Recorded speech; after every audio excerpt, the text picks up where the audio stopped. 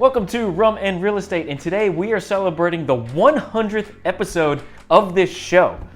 It has been a heck of a lot of fun putting these videos together the last 2 years. It has also been a heck of a learning curve going from this to this, with a little bit of this mixed in with it too. So to celebrate this 100th episode, we're going to have some fun. We're going to do a director's commentary on not just some of my favorite rum and real estate videos, but also some of my more cringeworthy ones as well. A special occasion requires a special rum, and I've waited almost 40 episodes to do this. This is a true Foursquare distillery rum, simply called 2008. And at $128 a bottle, this one is still worth more than the purchase price. And at 120 proof, you only need just a little bit before you start to feel fine.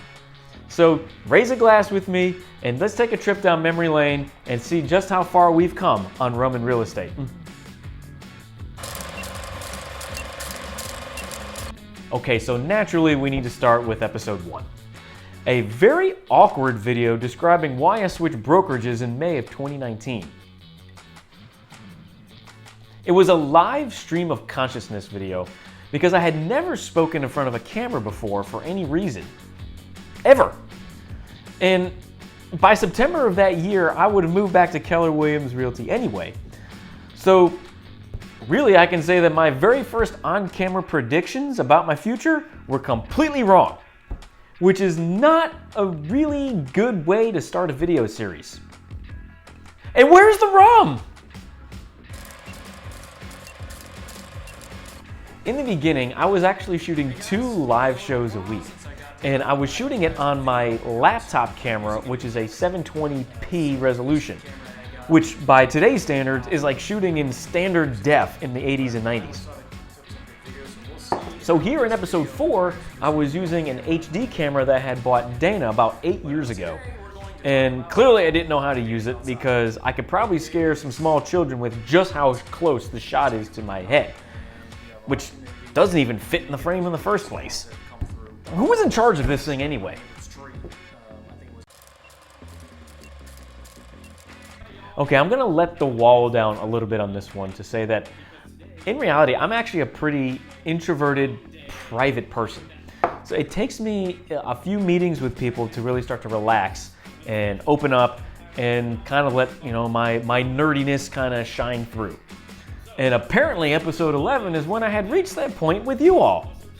On National Rum Day of all days. I mean, look, I actually have a personality in this one. Right?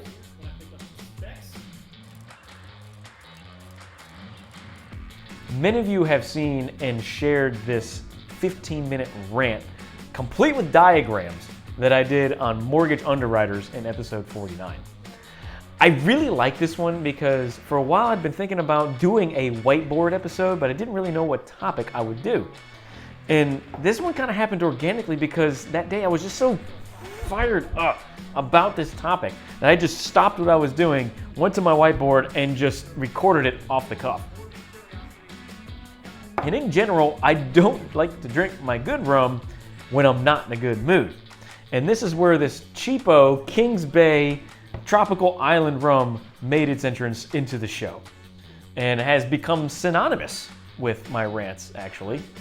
And, as you can tell by how much is missing, there's been quite a few more rants since this one. If there was one episode I would like to do again, it would be this one where I'm talking about mortgage scams. I mean, first of all, let's face it, my hair is terrible. And the quality of the video is awful because I was shooting it on an old iPhone 6. I was also shooting it hastily because I was in the house by my bar because I had to watch my 3-year-old son to make sure he didn't kill himself on the furniture.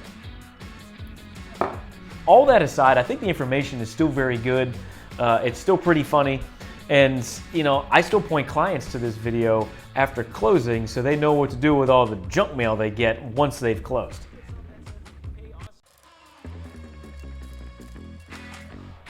One of the more fun ones that especially raised a couple eyebrows from some of my colleagues is this one, where I gave the scoop on how to bail on a finance contract. I like this one because the whole intention for this show is to be very informative and transparent to both clients and agents. It's my belief that everyone must know their options in any contractual situation, even if some of those options means losing out financially on a deal. The point is this: customers and clients must come first.